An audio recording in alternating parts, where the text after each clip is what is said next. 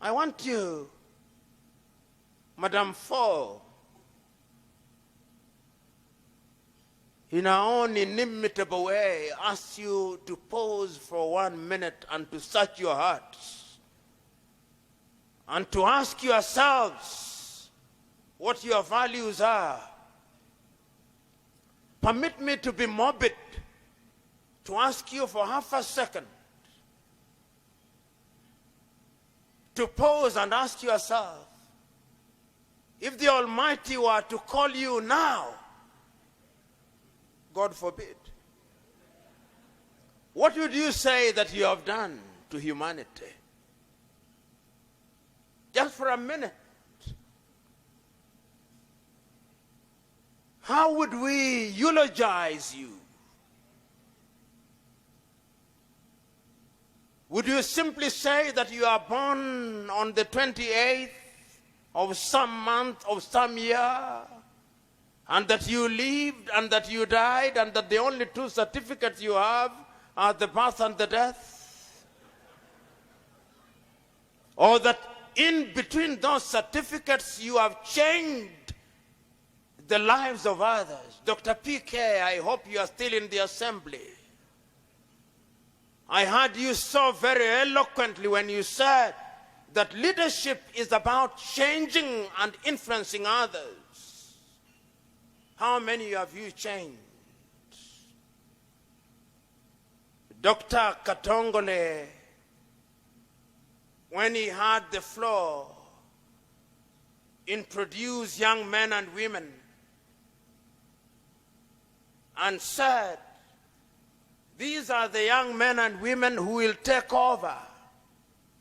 I remember in 1978, I read a book written in 1958 by a young Nigerian called Chinua Achebe.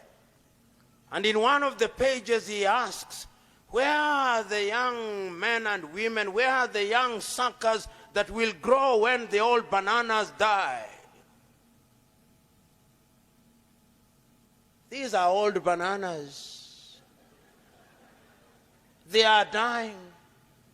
We saw the young suckers here, which tells us that leadership is like a relay race, intergenerational.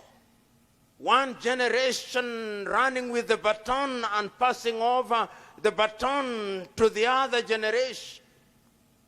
If only we could emulate the waves in the sea. Just as the new waves come, they renew the old waves, and lo and behold, the ocean remains alive and well. Ladies and gentlemen, this is a happy occasion.